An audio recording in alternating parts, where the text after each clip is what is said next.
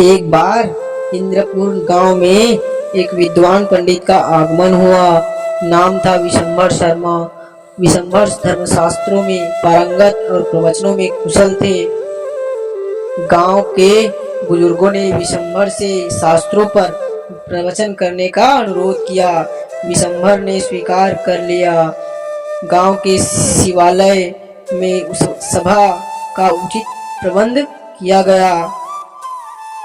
पहले दिन विशंभर ने शास्त्रों के अनुसार धर्म की व्याख्या की और अनेक उदाहरणों से अपने भाषण में प्राण भर दिए। अंत में उन्होंने कहा, पाप केवल पापाचरण को नहीं कहते, उनमें सहयोग देने वाले को भी कहते हैं। उदाहरण के लिए, जिस प्रकार मद्यपान करना पाप है, वैसे ही मद्यपान करने वालों के साथ संपर्क साधना भी पाप है।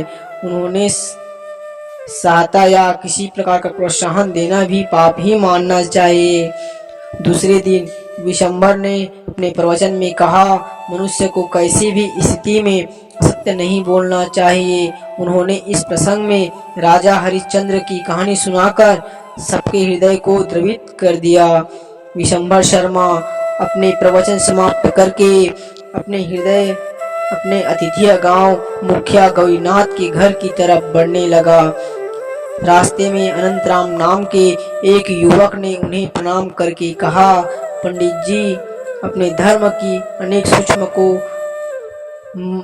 मर्म स्पर्शी शैली में प्रकट किया है। मैं अपने जीवन को इस अनुरूप ढालने का प्रयत्न करूंगा। यह कहकर अनंतराम चला गया। युवक अनंतराम की बात सुनकर पंडित विशंभर शर्मा को अत्यधिक प्रसन्न हुई। वे साथ आ रहे मुखिया गौरी शंकर से बोले, आज के जमाने में किसी आदर्श का पालन करने वाले युवक का नितांत अभाव हो गया है। ऐसी स्थिति में अनंतराम की प्रशंसा करनी होगी, जो सुने हुए को अमल लाने में इच्छुक है। मुखिया गौरी शंकर से मुस्कुराकर कहा, अपने अनंतराम की बात पर एकदम विश्वास कर लिया। यह एक शरारती युवक है और गांव के बड़े बूढ़ों के प्रति बिल्कुल श्रद्धा नहीं रखते। मुझे तो पूरा संदेह है कि यह कोई अवसर ढूंढकर आपकी मजाक उड़ाना चाहता है। विशंभर कुछ क्षण मौन रहकर बोले, आदमी का यह स्वभाव होता है कि वह दूसरे की सच्चाई पर विश्वास नहीं करना चाहता, पर मेरा विश्वास है कि अनंतराम ने जो कुछ कहा है वह सच है और उसने मेरे प्रवचन को पूरे हृदय से सुना है। दूसरे दिन प्रातःकाल विशंभर शर्मा गौरी शंकर के चबूतरे पर बैठकर किसी से बात कर रहे थे कि अनंतराम ने प्रवेश करके उन्हें प्रणाम किया। फिर वहां बोला, पंडित जी, मैं आज बड़ा धर्म संकट में फंस गया हूँ।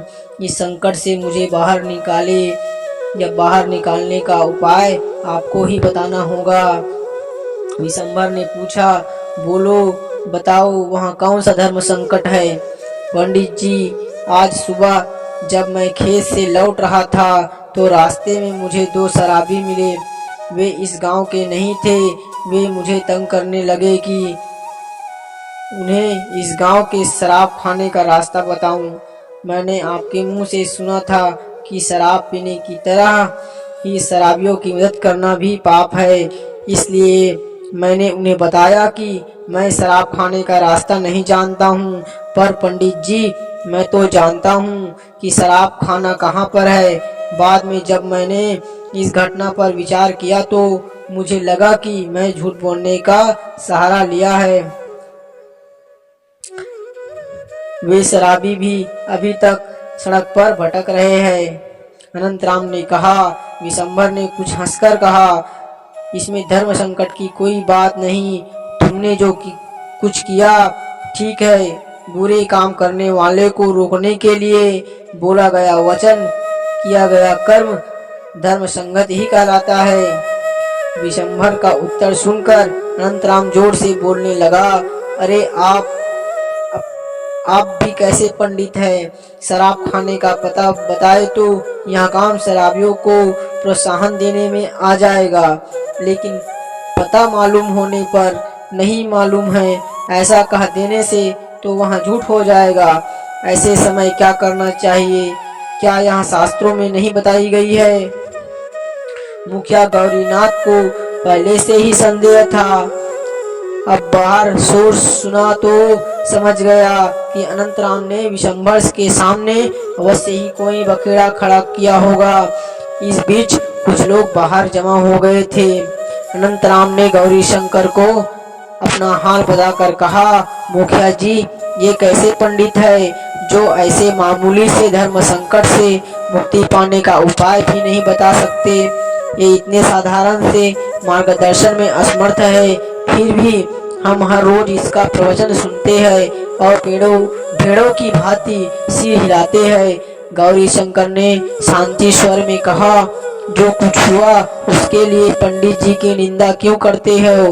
तुम जिसे धर्म संकट कहते हो उससे उबरने का रास्ता भी तुम्हारे हाथों में है।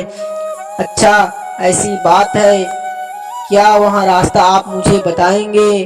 अनंतराम ने विस्मित होकर प्रश्न किया। तुम इसी समय जाओ और उन शराबियों से मिलकर कहो, मैं शराब खाने का रास्ता जानता हूँ, लेकिन मैं तुम्हें बताना नहीं चाहता। उन्हें यहाँ जवाब देकर तुम अपने घर जाओ, धर्म संकट स्वयं ही दूर हो जाएगा। वहाँ जो लोग एकत्र हो गए थे वे गौरीनाथ की बातों का समर्थन करते हुए ताली बजाने लगे। उनकी हंसी से अनंतराम का सिर शर्म से झुक गया और वहां से चला गया। अब विशंभर शर्मा ने कहा, धर्म संकट खड़ा करने वाले अनंतराम जैसे लोगों के निपटने के लिए मेरा पांडित्य कम पड़ गया। वास्तव में ऐसी समस्याओं के हल में पांडित्य की नहीं, व्यवहारिक ज्ञान की जरूरत है। इस क्षेत्र में मुखिया गौरीनाथ जैसे व्यक्ति ही सफल हो सकते हैं। तो दोस्तों, हमारे जीवन में व्यवहारिक ज्ञान का क्या महत्व है, इस कहानी से हमें यही शिक्षा मिलती है। दोस्तों, मेरी कहानी आपको अच्छी लगी हो तो मेरे चैनल को लाइक व सब्सक्राइब जरूर कीजिए। धन्यवाद।